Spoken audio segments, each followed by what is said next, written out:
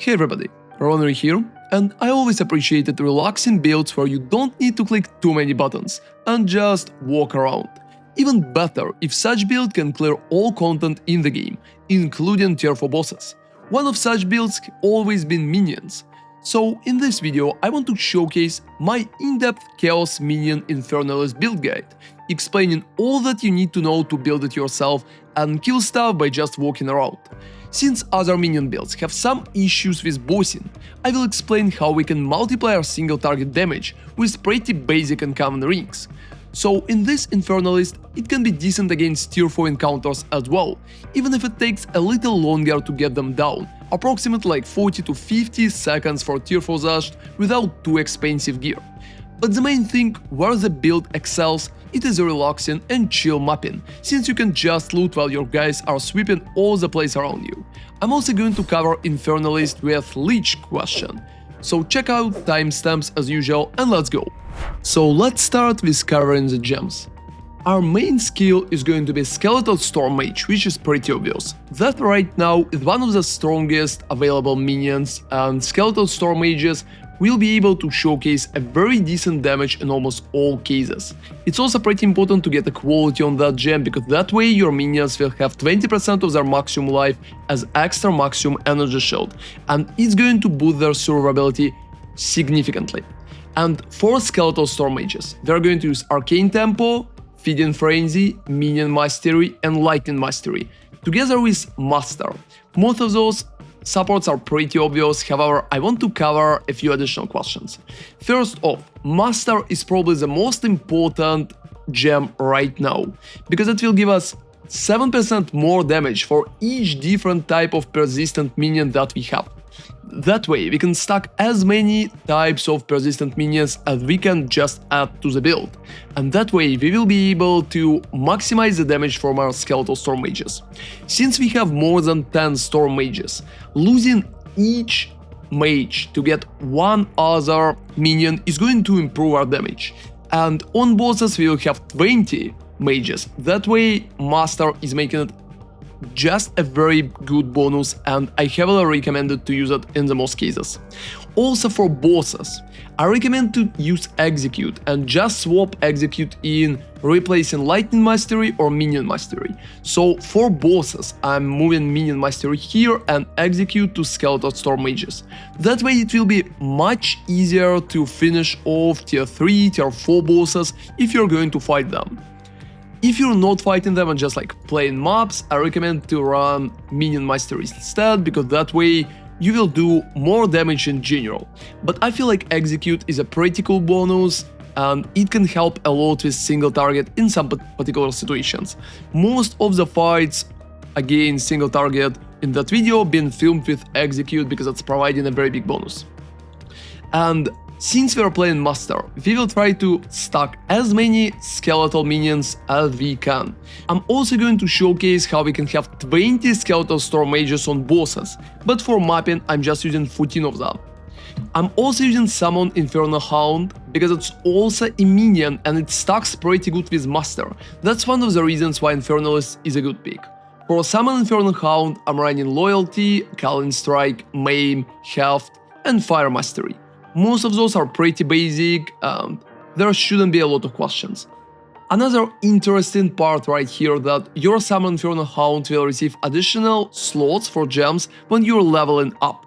So keep it in mind, if you don't have additional support slot right here, it's mostly because your level is too low. And after that, the next minion that we are using is Skeletal Clerics. Generally we are using like 2 of them, but at bosses I recommend to use 3. I'm going to showcase that a little later in the bossing part. For Skeletal Clerics, we're running like Elemental Army, Death March and Ingenuity, so they could just cast more often and heal more often. Pain Offering right now is a pretty important skill for single target damage too. I'm barely clicking it while mapping, but when you have like tier 4 boss in front of you, I think it could be a very important thing. If you encounter some additional tough enemies while you are mapping, Pain Offering could be pretty nice. Death, Dance Macabre, Mid Shield and Persistence are pretty much buffs to maximize our Pain Offering bonuses. That way you just need to look at some of your minions and click dedicated button for Pain Offering, and they're going on a pike. While pike is there, you're going to receive bonuses for your minions, which are going to improve the damage. So going forward, I'm also using conductivity because most of our damage is coming just from lightning. We have mostly chaos and lightning damage. So both those cursors should work just fine. I'm currently preferring conductivity because I really feel like it's providing a little higher upside. For conductivity, I'm running heightened curse, curse ground, inspiration and ritualistic curse. I think the biggest idea here is to use curse ground, because it will be much more comfortable. You just click in the button and there's a ground for your curse, so it's working pretty good. I'm also setting my curse to a second weapon set, so you will need to swap in and swap out if you want to use your curse. Pain Offering, on another hand, is allocated to first weapon set. So if you're first using like conductivity, after that you can just click Pain Offering and you will change to your first weapon set. To maximize the influence of your first weapon set, we will also change some allocation for minions too, which I'm going to showcase a little later. I'm also running basic minions such as Skeletal Arsonist, Skeletal Front Mage, Skeletal Reaver, Skeletal Brute and Skeletal Sniper for all the slots. All those minions are going to be up there, only like one of those. Mostly because we are trying to maximize our bonus from Master for our Skeletal Storm Mages. And you will probably want to ask me why all minions that I'm currently using are skeletal. And here comes the reason. We're going to utilize Bones of Ul Lattice Sandals on the bosses. It gives us undead minions have 23 or 24% reduced reservation even, it's just a corrupted version, and it's going to improve our reservation significantly. So right now I have 14 Skeletal Storm Mages, but if I'm wearing Bones of Ul, I can have up to 20 Skeletal Storm Mages. It's going to improve the damage significantly, and we can also run 3 Skeletal Cleric for literally the same amount of spirit, so nothing changes. We're just using 20 Skeletal Storm Mages. You can play the whole game with Bones of Ur. It could be a pretty nice bonus, because that way you will be able to have more minions. But since there's no movement speed bonus on Bones of Ur, I'm usually preferring not to map with those. But I'm just using basic boots like that with like life, some rarity and movement speed to just replace it and feel better in such situations. After you're replacing the boots, you need to lower the amount of Skeletal Storm Mages back to 14 to make sure that everything working and all your minions activated. Also Skeletal Cleric is going to 2 as well, and after that all your minions activated. And for those minions I'm using very basic supports. For Skeletal Arsonist I'm running Fire Infusion and Fiery Death. For Frost Mages I'm running Cold Mastery, Glaciation and Deep Freeze. For Reavers I'm running like Unbreakable and Behead. For Brutes I'm running Impact Shockwave, Ruthless and Spar. And for Skeleton Snipers I'm only running Withering Touch because maybe they can help a little with Wither. So most of those minions are here only to provide the bonus from Master, and we don't really need to focus on them. Another cool trick that we are going to use is pretty much Sigil of Power. Sigil of Power right now will improve the damage from our minions significantly. So our weapon swap should be Chiming Staff. Chiming Staff with at least 18 level of Sigil of Power, and you can also get plus level of all spell skills for your Chiming Staff. That way your level of Sigil of Power going to be pretty high, so when you're swapping it will be around level 23. It will provide 15% more spell damage per stage, and it's gaining stages only when you're spending mana, so make sure that you will need to cast at least something basic like Pain Offering to make sure that you're receiving at least some stages. But even at stage 1 it's still providing a very good bonus to your minions, and I recommend to use it. So make sure your swap is Chiming Staff and you have Sigil of Power. For Sigil of Power we're also going to use Magnified Effect, and we're going to allocate it for a second set. So let's talk about the rotation now. We can make sure that our rotation on single target is pretty easy. because there's like a cool tricks how we can optimize it. When you're running mobs, there's practically no rotation, you just running forward and minions are killing everything. But when you're fighting a single target, there could be like a very good way to make sure that you're doing everything optimized. So you're setting your Sigil of Power to the second weapon slot, which is kind of obvious because it's on your chiming stuff in the second weapon slot. So first off, you're clicking Sigil of Power. And after that, all your skeletal storm mages disappear, so make sure that in the second weapon slot right here, you have 0 of them.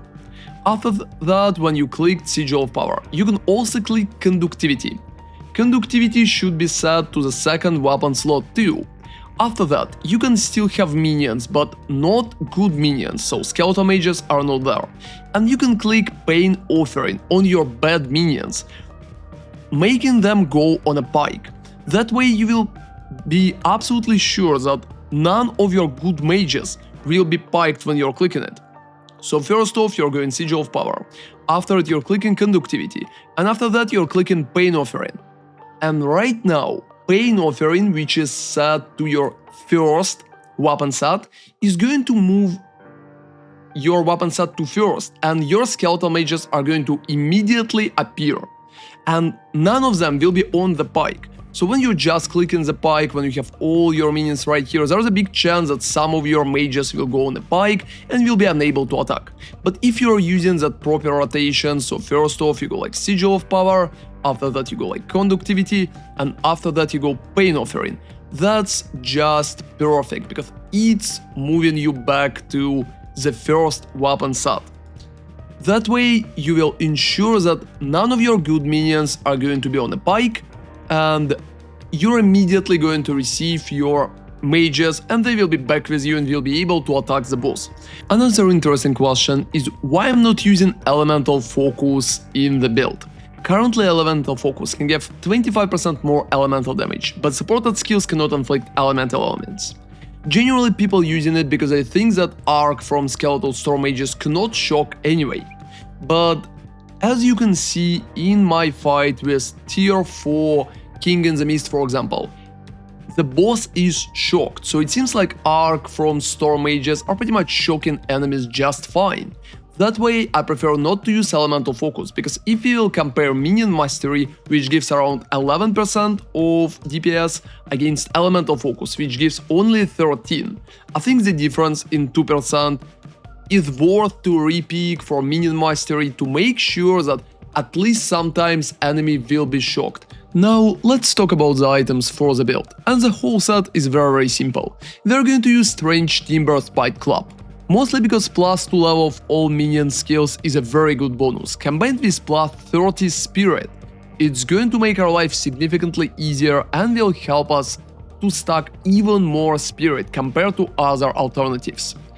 As a scepter, I'm going to use a basic one with about 150 Spirit, additional allies in your presence deal increased damage, and allies in your presence have increased cast speed, together with +4 level of all minion skills. When you're looking at your scepter, you need to make sure that you have +4 to level of all minion skills, together with allies in your presence deal increased damage. All other stats comes after it, so you just need Spirit, level of all minion skills, and increased damage. If you can get cast speed on top, it will be good, but if you can get even crit on top, it will be even better. But I'm usually not focusing on getting too expensive scepter, and as you can see, build can work with something pretty average like that. So for the gloves, we're just stacking life together with energy shield and as many resistances as possible. For the belt, I'm stacking Cold, Lightning and Chaos Resistance together with life again. If you can get Flask Recovery applied instantly, it will be pretty good. For your helmet, you're looking forward mostly like for level of all minion skills together with some intelligence and fire resistance. If you can get Energy Shield, it will be nice as well. And here comes the rings. For rings, I'm running Ever Grasping Ring, which provides allies in your presence gain 28% of damage as extra chaos damage.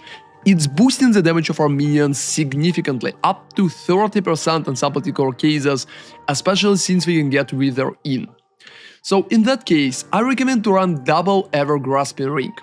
But since Ever-Grasping Ring gives enemies in your presence gain 10% of damage as extra chaos damage, that will be a little uncomfortable while mapping. I currently have about 36 chaos resistance, so it will be not that easy, and if you feel like your chaos resistance is bothering you, I recommend to just repick one of the Ever-Grasping Rings with something basic like that rare. For example, like 12 chaos resistance together with 27 chaos resistance and a little life will literally cap you in terms of chaos resistance and will also provide a little life in the process, which is pretty great. So even if I'm running both rings like that most of the time, it's necessary only for single target. For mapping, feel free to run Stormveil like that and it's going to be very comfortable for you. For the boots, I'm running basic boot just with movement speed, intelligence and maximum life. Make sure that you have enough intelligence when you're swapping to Bones of Ulor. For that I added a rune right here for 10 more intelligence.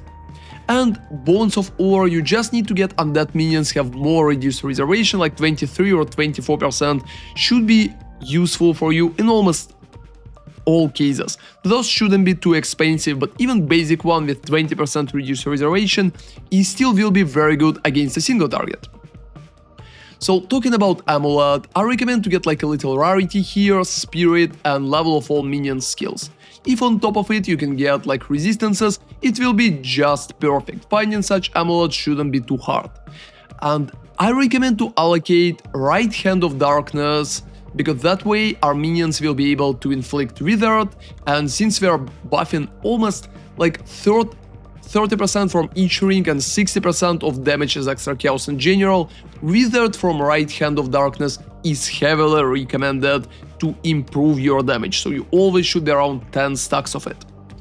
So that's it for the items, you shouldn't focus on everything else, and as the charms I'm usually running like your speed is unaffected by slows or additional chaos resistance, especially if I'm playing double Ever-Grasping Ring. Now let's talk about R3, and in the 3 I'm using double weapon sets as I already showcased. For the second weapon set I recommend to take like increased area of effect, possible curse magnitudes together with curse duration and curse magnitudes right here, and chronomancy for increased scale effect duration. It will help you out with your Sigil of Power and with your conductivity bonuses. So for the second weapon set, just take everything for it, like Entropy right here, and you can also take Preservation for even more skill effect duration, to make sure that your Sigil of Power, that your conductivity will stay as long as possible. And for the first weapon set, I'm pretty much taking all possible bonuses for damage, so like Grip of Evil right here, Necrotic Touch right here, and stuff like that. Also all those bonuses like Silent Guardian, Holy Protector and Bringer of Order right here. And it's pretty cool that we can get Profane Commander right now to improve our presence area of effect. If I would have additional point, I also recommend to take 20% presence area of effect too, because if you're using Ever-Grasping, it's allies in your presence, so we need as high presence zone as possible. And when you're fighting single target enemy, it's pretty important to stay close to your minions.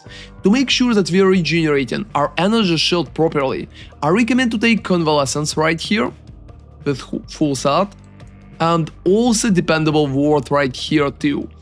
That way I can have energy shield recharge delay around 1.8 seconds and about 1000 energy shield recharge per second. So it's about 4000 to get all energy shield back. It's heavily recommended, and I think running it providing a pretty big bonus. So the rest is pretty simple, we're just taking all minion damage here. We're making sure we're taking cool bonuses for energy shield, going up for a load of horse and just like more reservation, taking patient barrier and ingenuity for more intelligence. Make sure that you have enough intelligence, because build is very intelligence hungry. That way, make sure that you are taking it literally everywhere you need. You will also need to get at least 38 ACR from range Timbre, and that's one of the reasons why I'm taking it, because some other options could require higher dexterity, for example, and I think getting higher dexterity could be too annoying. So for that amount of STR you can just take a little in the 3 and that should be enough.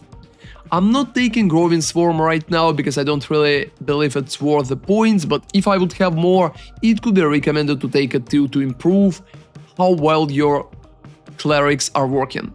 I'm also taking Mind over Matter because that's a very important part for our survivability. We're practically not using mana for anything except casting basic stuff like Pain Offering. That way Mind over Matter feels pretty good and it's going to just make sure that you're surviving alright. So rest of the set is pretty much obvious. We're also taking as many jewels as possible, and all jewels that we are running is Grand Spectrum jewels with increased spirit per socket. We can run 3 of those and you can get additional STR and dexterity on those jewels. And the last jewels that we are running right here, it's just basic Sapphire with increased presence, area of effect, minions deal increased damage, and minion has increased cast speed. That way you can get more presence and your minions will work a little better. Talking about our Ascendancy, it's pretty basic too. We're just taking Loyal Hellhound, we're taking Altered Flash, and make sure that some percentage of physical damage is going to taken as chaos for you, so for the mapping it could be important to run capped chaos resistance, keep it in mind. I'm also taking Baydat's Will, and that's the main reason why we're even playing Infernalist right here. It's providing a very decent amount of spirit, and together with Baydat Hand it's also providing a very decent amount of energy shield. Now let's talk about why we are not playing Lich. And we're not playing Lich because of the set of different reasons. Right here I have my path of building setup against the bosses. My full DPS is around 1,200,000 when we have everything up, which is pretty nice. But let's imagine we will decide to just change the build and be a Lich instead. So when we are swapping to Lich, we are losing tremendous amount of spirit. And we will need to take Necromantic Conduit, we will need to take Eternal Life and probably Crystalline Phylactery. So right there, we are going to lose a very big amount of our minions. As you can see, we will have only 16 skeletal mages, against 21 in that case. That way our full DPS is dropping. We're also going to lose our Hound, so since we're losing Hound, it will be 7% less damage from Master, so it will be 49. That way we will have 1,100,000, so it's less DPS in general. But we will have Crystalline Phylactery. Since one jewel such as Dusk Essence can provide about 4%, we can also get like additional jewel like that into Crystalline Phylactery, and it will provide around 7% of additional damage. So that way we can just add 7% more damage from Phylactery, and we will end up around 1,181,000 damage, which is less than we had with our Infernalist. We will also have less energy shield in general because we are not generating energy shield from Baydat's Hand. And we will also lose such cool things like physical tankiness if we have capped chaos resistance, for example, bonuses from Loyal Hellhound we can just use as a tank, and stuff like that. We're going to get a little survivability from Eternal Life and Soulless Form. But that way we don't really need mana regeneration, and Necromantic Conduit is also not stacking well in my opinion with Mind over Matter, because with Mind over Matter when enemies just hitting you hard, you're losing all mana immediately, and when you're losing all mana, you're also losing Necromantic Conduit too, so you will lose a buff and your damage is going to fall off heavily. That's why in my opinion Infernalist is much better option. You will be able to have like more energy shield, you will have much more spirit and therefore more damage. Loyal Hellhound is also pretty good to give you additional tankiness, and you will have better physical damage tankiness as well when you are playing it. It's also pretty important to mention that Path of Building currently not calculating bonuses from Baydat Hand. As you can see, my energy shield right here is not changing at all when I'm adding it. So I have only 3k energy shield with Baydat Will in the Path of Building. When we are jumping to the game, I practically have almost 5k energy shield. So Baydat Will itself providing a huge bonus like that. If we will just respec it, just get rid of it completely, our energy shield will fall out significantly. That's about 1,500 energy shield, which is pretty good right now for tankiness and general survivability. It's also pretty important to mention, if you decide to run like Breachstones with the build, you will need to maintain the speed and run a little faster than the whole breach is moving. Only that way your minions will be able to cover appearing enemies properly, and that way you will be able to complete the breach. Otherwise, you could have issues with time, especially in the tier 4 environment. So that's been my Chaos Infernalist minion build. I think right now it can provide a pretty smooth and very relaxed gameplay while doing most of the content that you can find in the game, and especially excelling at mapping, because mapping with it, just a huge pleasure. I think right now you can also improve the damage and make it even faster mapper and kill bosses even faster if you just go for more expensive rares. But even like that, that's a pretty strong version and you should feel pretty comfortable with it. Thank you very much for watching, and ronarray out.